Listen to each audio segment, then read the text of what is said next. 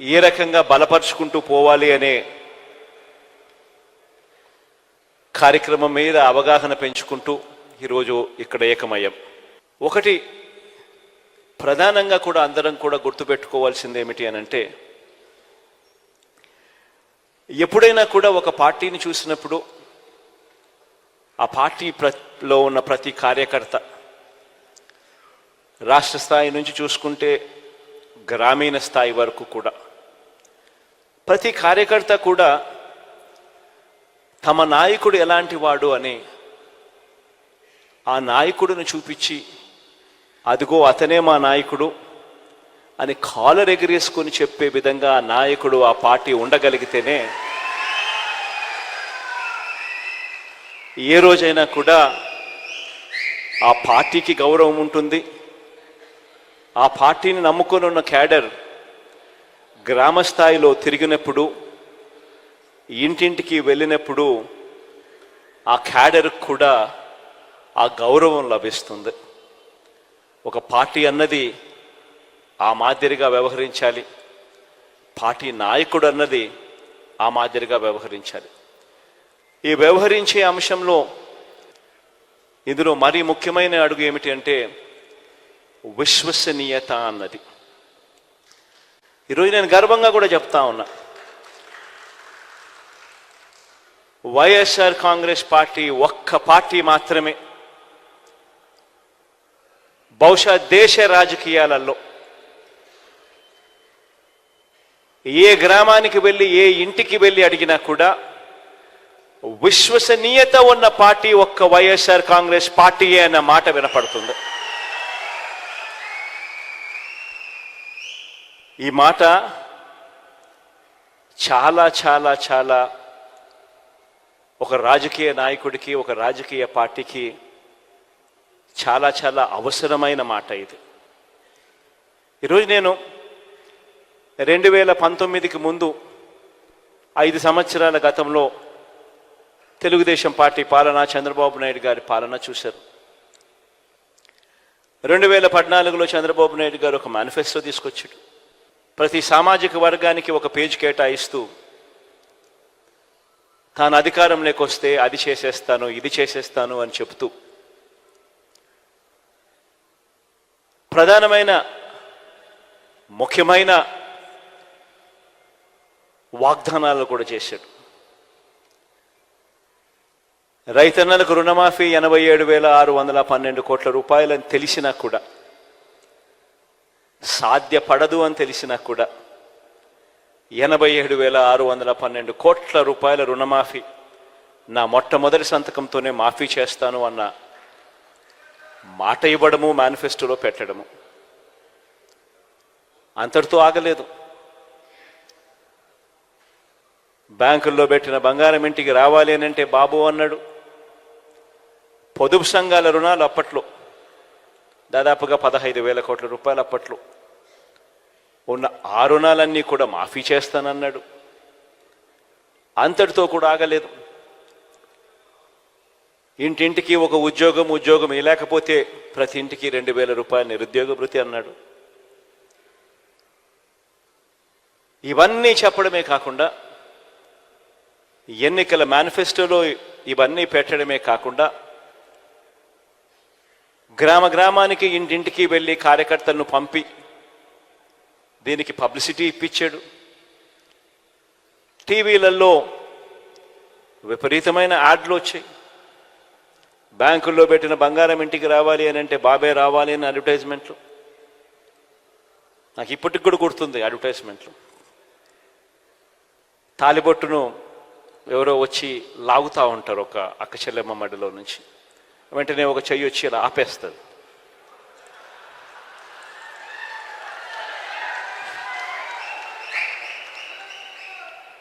ఆపితే వెంటనే మాటలు వెనకాల నుంచి, బాబు వస్తాడు, బ్యాంకుల్లో పెట్టిన బంగారం ఇంటికి వస్తుంది అని. రకరకాలుగా ఇలాంటి వాగ్దానాలు. 2014లో చంద్రబాబు నాయుడు గారు ఇలాంటి మాటలు చెప్పినప్పుడు మన పార్టీలో కూడా చాలామంది శ్రేయోభిలాషులు కూడా నాకు కూడా చెప్పారు, పోయేదేముంది, ఆయన చెప్తా ఉన్నాడు, సాధ్యం కాదని తెలిసిన ఆయన చెప్తా ఉన్నాడు, మనం కూడా చెప్దాము, పోయేదేముంది, ఎన్నికలు అయిపోతాయి, మన సంగతి మనం చూస్తామని చెప్పి చాలామంది నాతో కూడా అన్నారు. మన పార్టీలోనే ఉన్న వాళ్ళే. తప్పు కూడా కాదు, నేను వాళ్ళకు కూడా తప్పు కూడా అని ఇప్పుడు నేను అన్నాను. ఎందుకంటే వాళ్ళు చంద్రబాబు నాయుడు ఒకవైపున అబద్ధాలు ఆడుతూ ఉన్నాడు, కాదు సాధ్యమని తెలిసినా కూడా మోసం చేస్తూ ఉన్నాడు. మనమేమో నీతిగా నిజాయితీగా యుద్ధం చేయాలని మనం అంటా ఉన్నాం. ఈ మాదిరిగా యుద్ధం చేయడం కుదరదు అని నాకు సలహాలు కూడా ఇచ్చారు. కానీ నేనన్నా, విలువలు విశ్వసనీయత అన్న పదానికి అర్థం చెప్పా. చేయగలిగిందే మనం చెప్పాలి, చెయ్యలేము అని తెలిసినప్పుడు నోట్లో నుంచి ఆ మాట రాకూడదు అని చెప్పి.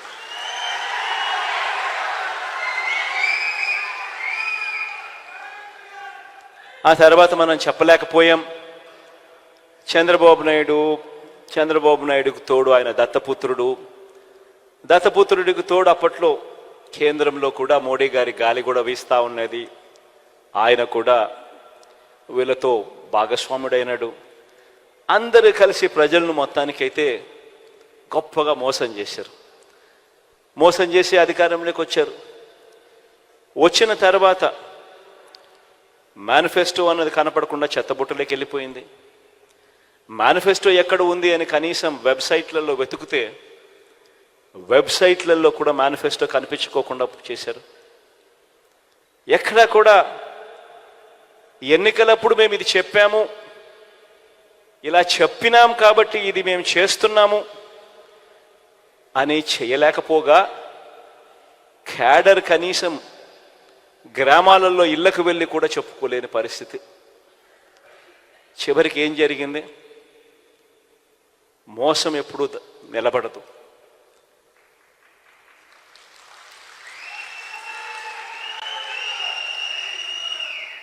చివరికి ప్రజలు ఎంత దారుణమైన తీర్పు ఇచ్చారు అని అంటే, చంద్రబాబు నాయుడు గారి పార్టీ తరపున ప్రజల్లోకి వెళ్ళి క్యాంపెయిన్ చేయడానికి చంద్రబాబు నాయుడు గారి క్యాడర్ కూడా గ్రామంలో ఉన్న ఇళ్లకు కూడా వెళ్ళలేని పరిస్థితిలోకి ఆ క్యాడర్ దిగజారిపోయింది. క్యాడర్ అంటే ఫలానా నాయకుడు మావాడు అని చెప్పి కాలర్ ఎగరేసుకొని చెప్పాల్సిన పరిస్థితి నుంచి ఫలానా నాయకుడు మావాడు అని చెప్పడానికి భయపడి ఏకంగా గ్రామాలలో ఇళ్లకు కూడా వెళ్ళి చెప్పాలంటే కూడా భయపడే పరిస్థితిలోకి క్యాడర్ పోయింది. ఎన్నికలు అయిపోయాయి. 2019 మళ్ళా చంద్రబాబు నాయుడు గారిని నమ్మిన ప్రజలందరూ కూడా మోసపోయిన పరిస్థితిలో ఎన్నికలు జరిగాయి. 2019లో మళ్ళీ మేనిఫెస్టో అన్న అంశం మీద వచ్చింది. 2019లో మనం మేనిఫెస్టో తీసుకొచ్చాం. కేవలం 2 పేజీల మేనిఫెస్టో తీసుకొచ్చాం.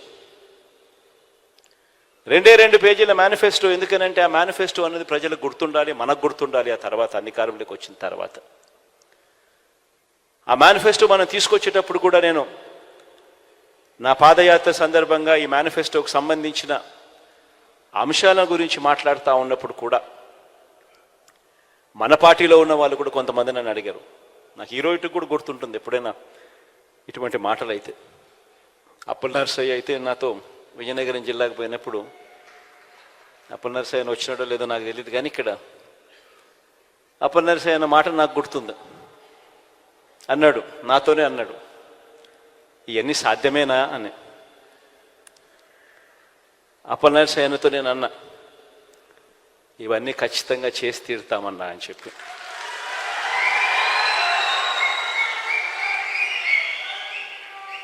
అన్ని ఆలోచన చేసిన తర్వాతనే ఈ నిర్ణయాలకు తీసుకున్నాం.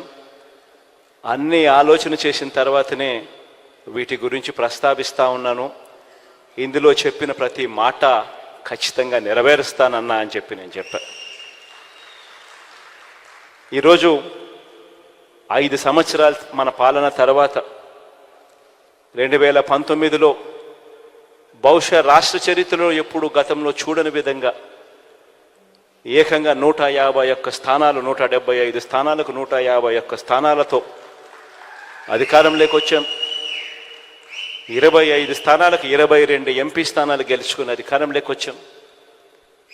వచ్చిన తర్వాత 5 సంవత్సరాల మన పరిపాలనలో ఆ మేనిఫెస్టో అనేది ఏదైతే మనం చెప్పామో, ఆ 2 పేజీల మేనిఫెస్టో అని మనం ఏదైతే చెప్పామో, ఆ మేనిఫెస్టో అన్నది నిజంగానే ఒక బైబిల్గా, ఒక భగవద్గీతగా, ఒక ఖురాన్గా భావిస్తూనే చిత్తశుద్ధితో అడుగులు వేశాం. ఈరోజు 5 సంవత్సరాల తర్వాత గర్వంగా కూడా ప్రతి క్యాడర్లో ఉన్న ప్రతి ఒక్కరూ, రాష్ట్ర స్థాయి నుంచి గ్రామ స్థాయి దాకా కూడా ప్రతి ఒక్కరూ కూడా గర్వంగా వెళ్ళి ఎన్నికల ముందు అక్క ఇది చెప్పాం, చెప్పినవన్నీ కూడా చేశాం అని ఏకంగా 99% హామీలన్నీ నెరవేర్చి మేనిఫెస్టో తీసుకొని వెళ్ళి మళ్ళీ ప్రతి ఇంట్లో చూపించి మీరే టిక్కు పెట్టండి అని అడిగే నిబద్ధత, చిత్తశుద్ధి వైఎస్ఆర్ కాంగ్రెస్ పార్టీకి మాత్రమే ఉంది అని కూడా చెప్తా ఉన్నాను. ఈరోజు ఈ మాటలు నేను ఎందుకు చెప్తా ఉన్నానంటే, ఈరోజు రాష్ట్ర వ్యాప్తంగా 87% ఇళ్లకు, ప్రతి కాన్స్టిట్యున్సీలో ఏ కాన్స్టిట్యున్సీ తీసుకున్నా 87% పైచిలకు ఇళ్లకు, గృహాలకు ఈరోజు మన ప్రతి పథకము ప్రతి ఇంటికి కూడా మంచి చేయగలిగాం. కుప్పం రూరల్ నియోజకవర్గం కాబట్టి అక్కడైతే ఏకంగా 93.29% ఇళ్లకు మంచి జరిగిన పరిస్థితులు అక్కడ ఉన్నాయి.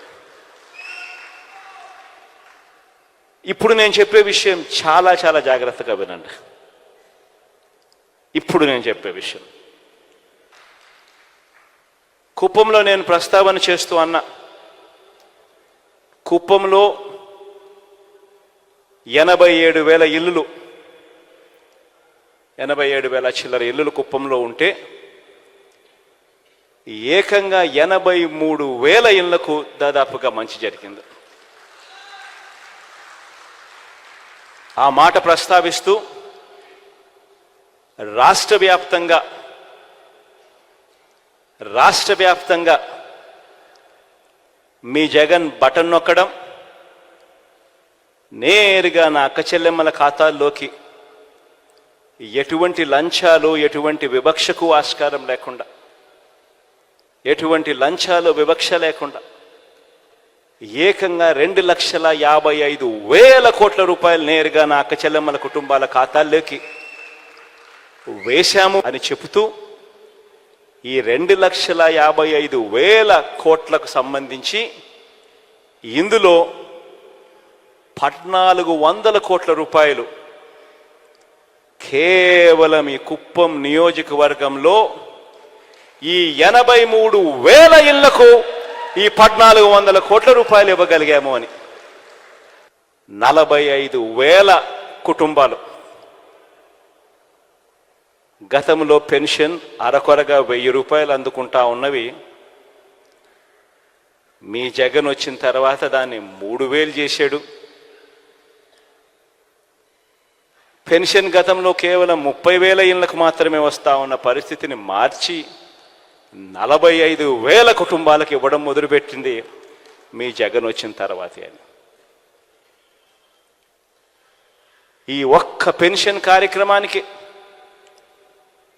ఈ 57 నెలల కాలంలో ఇచ్చింది ఒక్క కుప్పం నియోజకవర్గంలో మాత్రమే 507 కోట్ల రూపాయలు ఇచ్చాం. ఇదే మాదిరిగా చేయూత గురించి చెప్పా, ఇదే మాదిరిగా ఆసరా గురించి చెప్పా, ఇదే మాదిరిగా విద్యా దీవెన, వసతి దీవెన గురించి చెప్పా, ఇదే మాదిరిగా అమ్మఒడి గురించి చెప్పా. మొత్తంగా 83,000 కుటుంబాలకు ఏకంగా 1,400 కోట్ల రూపాయలు ఏకంగా ఈ 57 నెలల కాలంలో బటన్ నొక్కడం, నవరత్నాల ద్వారా నేరుగా నా అక్క చెల్లెమ్మల కుటుంబాల ఖాతాల్లోకి వెళ్ళిపోవడం.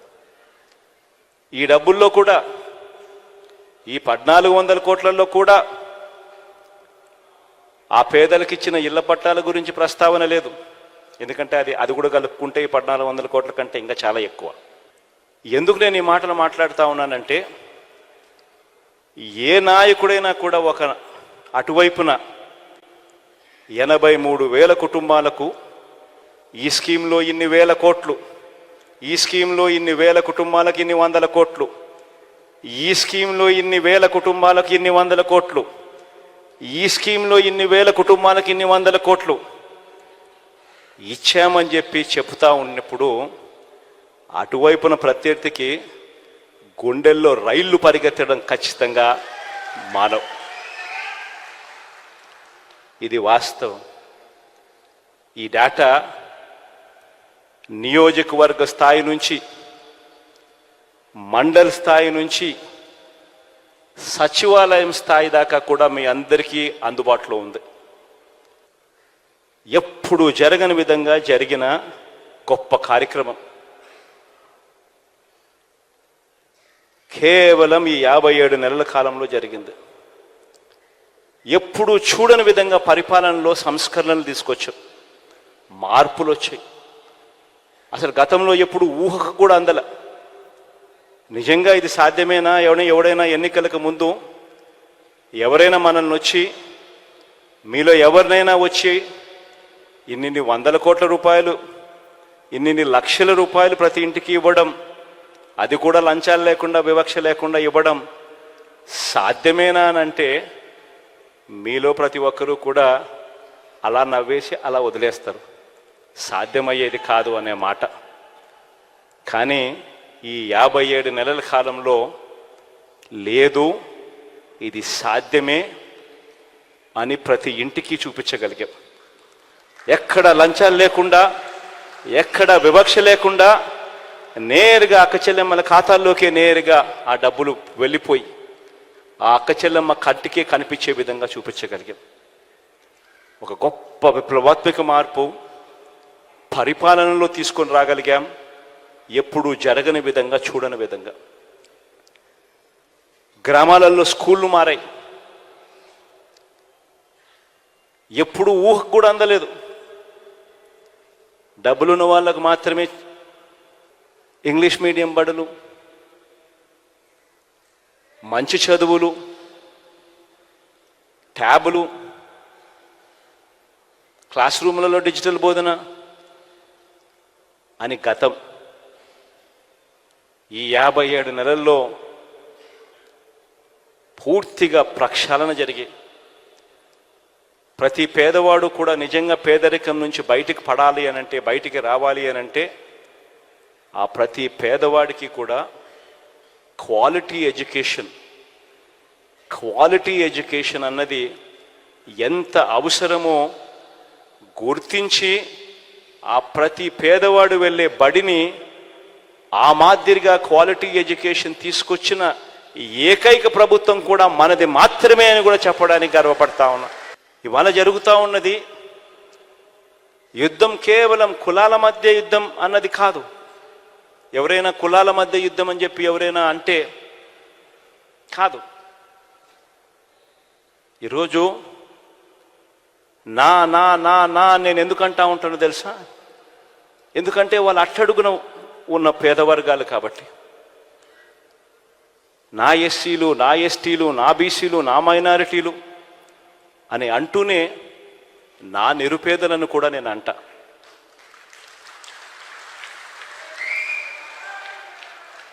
ఎందుకంటానో తెలుసా? ఎందుకంటే ఓసీలలో కూడా నిరుపేదలు ఉన్నారు.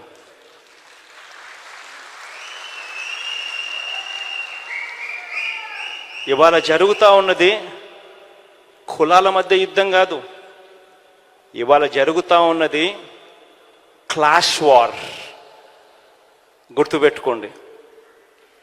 పేదవాడు ఒకవైపున, పెత్తందారులు మరోవైపున. ఇవాళ జరుగుతూ ఉన్నది ఇక్కడ. మీ జగన్ ఉంటే పేదవాడు బాగుపడతాడు.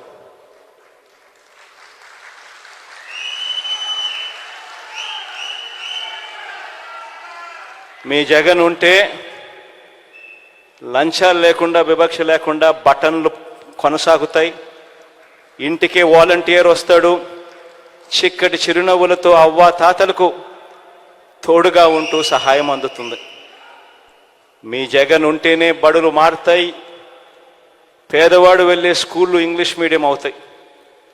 మీ జగన్ ఉంటేనే గ్రామాలలో విలేజ్ క్లినిక్లు పనిచేయడం మొదలు పెడతాయి. ఆరోగ్య సురక్ష అనే కార్యక్రమం జల్లడబడుతూ ప్రతి పేదవాడికి తోడుగా ఉండే కార్యక్రమం జరుగుతుంది. ఆరోగ్యశ్రీని ఇప్పటికే విస్తరించిన ఈ ఆరోగ్యశ్రీ ఇంకా గొప్పగా పనిచేయడం మొదలు పెడుతుంది.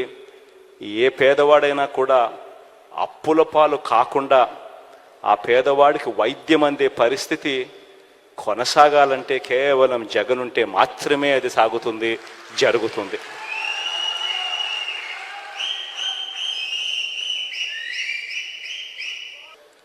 ఏ పథకం ఏ సమయంలో ఎప్పుడు ఇవ్వాలనో ఆ సమయం దాటిపోక మునిపే ఆ రైతన్నను చేయి పట్టుకొని నడిపించే, గ్రామస్థాయి నుంచి నడిపించే ఆర్బీకే వ్యవస్థలు ఈరోజు గొప్పగా పనిచేస్తూ ఉన్నాయి. ఎప్పుడు ఊహకు కూడా అందలేదు. ఫోన్లలో దిశ యాప్ పెట్టగలుగుతామని ఒక 5 సార్లు ఇలా ఫోన్ చేస్తే చాలు ఒక పోలీస్ సోదరుడు అక్క చెల్లెమ్మ దగ్గరికి వచ్చి అక్క ఏమైంది అని అడిగే పరిస్థితి తేగలుగుతాము అని ఎప్పుడు ఊహకు కూడా అందలేదు. ఈరోజు ఆ ప్రతి అక్క చెల్లెమ్మ ఫోన్లోనూ దిశ యాప్లో ఫోన్ 5 సార్లు షేక్ చేసినా చాలు, లేదా SOS బటన్ నొక్కినా చాలు, 10 నిమిషాల్లోనే వెంటనే పోలీసు సోదరుడు వెంటనే ఫోన్ చేస్తున్నాడు, 10 నిమిషాల్లో ఇక్కడికే వచ్చేస్తున్నాడు. ఎప్పుడు ఊహకు కూడా తట్టలేదు ఇట్లని చేయగలుగుతామని. మొట్టమొదటిసారిగా గ్రామాలలోనే ఒక మహిళా పోలీస్. ఇవన్నీ కూడా ఎప్పుడూ చూడని విధంగా జరిగిన మార్పులు. ఇవన్నీ కూడా ప్రతి పేదవాడి ఇంటికి తీసుకొని పోవాలి. ఇవన్నీ కొనసాగాలి అనంటే కేవలం మళ్ళీ జగన్ అయితేనే ఇవన్నీ కొనసాగుతాయన్న మెసేజ్ తీసుకొని పోవాలి.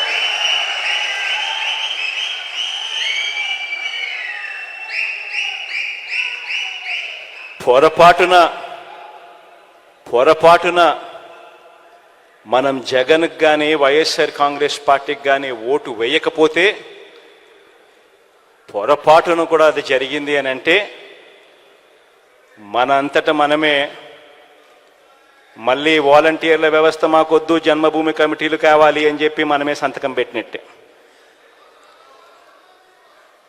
మనంతటా మనమే మేనిఫెస్టోను ఒక బైబిల్గా, ఒక భగవద్గీతగా, ఒక ఖురాన్గా భావిస్తూ ప్రతి నెల సంవత్సరం పొడుగునా ఏ నెలలో ఏమిస్తాము, ఏ పథకం వస్తుంది అని చెప్పి ఏకంగా షెడ్యూల్ ఇచ్చి, క్యాలెండర్ ఇచ్చి ప్రతి నెల కూడా అమలు చేస్తూ ఉన్న ఈ పథకాలన్నీ కూడా మనమంతటా మనమే వద్దు అని సంతకం పెట్టి ఇచ్చేసినట్టే. మళ్ళీ మేనిఫెస్టో చెత్తబుట్టలేకి వెళ్తుంది. మళ్ళీ ఎవడు పేదవాడు గురించి ఆలోచన చేసే పరిస్థితి ఉండదు. విశ్వసనీయత అన్న పదానికి అర్థం ఎక్కడా ఉండదు. మళ్ళీ పేదవాడు బతుకు చిన్న భిన్నమే అన్న సంకేతం ప్రతి పేదవాడి ఇంట్లోనూ వెళ్ళాలి. ప్రతి పేదవాడికి చెప్పాలి, అమ్మా జగన్ ఏదైనా చెప్తే చేస్తాడు. చెప్పే ముందు 4 సార్లు ఆలోచన చేస్తాడు. చేయగలిగింది మాత్రమే చెబుతాడు. కానీ చంద్రబాబు నాయుడు అలాంటి వ్యక్తి కాదు. ఎన్నికల కోసం, ఓట్ల కోసం ఏమైనా చెబుతాడు, ఎవరినైనా మోసం చేస్తాడు అవసరం కోసం అన్నది మన కళ్ళ ఎదుటనే కనిపించిన సత్యం. 2014లో ఇదే చూశాం, దానికన్నా ముందు ఇదే చూశాం. ఇవాళ తాను కేజీ బంగారం ఇస్తానని చెప్తున్నాడు, ప్రతి ఇంటికి బెంజ్ కారు కొనిస్తానంటున్నాడు. మళ్ళీ జరగబోయేది మాత్రం మళ్ళీ ఇదే అమ్మా అని చెప్పి ప్రతి ఇంటికి వెళ్ళి చెప్పే పరిస్థితి రావాలి. ఈ 45 రోజుల్లో ఇక ఎన్నికలు జరగబోతున్నాయన్న సంగతి జ్ఞాపకం పెట్టుకోండి. ఈ 45 రోజులు దాదాపుగా మన పార్టీలో అయితే మోరర్లెస్ టికెట్లన్నీ మోరల్లెస్ అందరికీ కన్ఫర్మ్ అయినట్టే మోరల్లెస్. ఎందుకంటే మార్చాల్సినటువన్నీ దాదాపుగా ఇప్పుడే 99% మార్చేసినాము. ఇంకా ఏదైనా ఉంటే ఒకటో అరో ఏదో అన్నా ఉంటే అక్కడో ఇక్కడో ఏదో ఉంటే మొత్తం కలిపినా కూడా పెద్ద ఎక్కువేమి ఉండవు. కాబట్టి అందరికీ మోరల్లెస్ కన్ఫర్మే. కాబట్టి ఖచ్చితంగా పోండి, ఆర్గనైజేషన్ మీద ధ్యాస పెట్టండి. ఇంతగా ప్రతి ఇంటికి మంచి చేసి ఇదిగో ఇన్ని లక్షలు మీ ఇంట్లో మంచి జరిగింది అని చెప్పి ఏకంగా లెటర్ల రూపకంలో ఇచ్చి ఆ జరిగిన మంచిని చెప్పగలిగిన పరిస్థితి బహుశా దేశ చరిత్రలో ఏ పార్టీ కూడా తమ ఎమ్మెల్యే అభ్యర్థులకు ఇచ్చిన పరిస్థితి ఎప్పుడూ ఉండకపోవచ్చు. ఒక్క వైఎస్ఆర్ కాంగ్రెస్ పార్టీ మాత్రం మన ఎమ్మెల్యేలకు ఆ అవకాశం ఇస్తూ ఉంది. కాబట్టి మీరు చేసుకోవాల్సిందల్లా ఇంకా ఆర్గనైజేషన్ మీద ధ్యాస పెట్టడం. రాబోయే రోజుల్లో నేను ఒకటే చెప్తా ఉన్నా, ప్రతి నియోజకవర్గం ఏ గ్రామం తీసుకున్నా అందులో 93%, 87% ఇళ్లకు మనం మంచి చేశాం. 93, 87 అయితే నగరాలు సిటీలు అయితే 80 ఎక్కడ చూసినా ఈ స్థాయిలో మంచి జరిగింది. మరి 87% ఇళ్లకు మంచి జరిగితే అది ఏ నియోజకవర్గం అన్నా ఉండని, కుప్పం నుంచి ఇచ్చాపురం వరకు ఏ నియోజకవర్గం అన్నా ఉండని, ఇదే పరిస్థితి ప్రతి నియోజకవర్గంలో కూడా జరిగితే చేయగలిగినది ఏ ఇంట్లో ఎంత మంచి చేశామని ఏకంగా లెటర్లు తీసుకొని పోయి అక్క మీ ఇంట్లో ఇన్ని లక్షల రూపాయలు మంచి జరిగింది అని చెప్పి చెప్పగలుగుతా ఉన్నాం. మరి ఇంత మంచి జరిగినప్పుడు ప్రతి ఇంటికి ప్రతి గ్రామంలోనూ ఎందుకు మెజారిటీ రాకూడదు? ఆ గ్రామంలో వచ్చే మెజారిటీ ప్రతి మండలానికి ఎందుకు రాకూడదు? ఆ మండలంలో వచ్చే మెజారిటీ ప్రతి నియోజకవర్గానికి ఎందుకు రాకూడదు అని అడుగుతా ఉన్నా.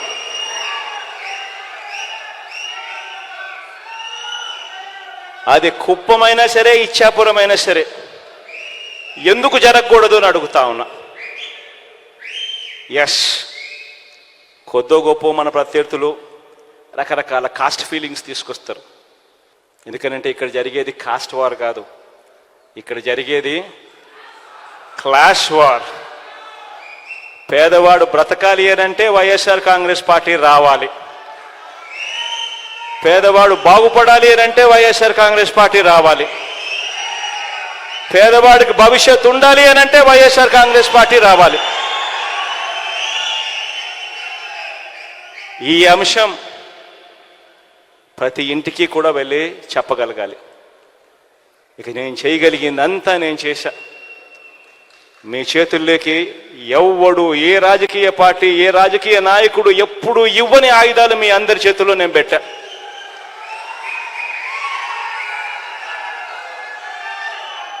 ఇక ముందుకు తీసుకొని పోయి ఈ ఎన్నికల్లో గెలిచి రావాల్సిన బాధ్యత ఇక కేవలం మీ మీద, ఈ 45 రోజుల్లో మీరు చేసే ఆర్గనైజేషన్ స్ట్రెంగ్త్ మీద మాత్రమే ఆధారపడి ఉంది అని చెప్పి మాత్రం చెప్తా ఉన్నా. ప్రతి ఒక్కరూ కూడా రెట్టించిన ఉత్సాహంతో పోండి. మంచి చేశాం, మంచి చేసి ఓటు అడుగుతా ఉన్నామన్న ఒక గొప్ప సంతృప్తితో పోండి. పోయి ఈసారి మాత్రం లాస్ట్ టైం నాకు 151 వచ్చాయి, లాస్ట్ టైం 22 ఎంపీలు వచ్చాయి. ఈసారి మాత్రం 175కు 175 రావాల్సిందే. ఆ దిశగానే అడుగులు పడాలి. 25కి 25 ఎంపీలు రావాల్సిందే అన్న దిశగానే అడుగులు పడాలి. ఆ దిశగానే అంతే కాన్ఫిడెన్స్తో అడుగులు వేయమని చెప్పి మీ అందరికీ కూడా all the very best wishes తెలియజేస్తూ సెలవు తీసుకుంటా ఉన్నాను.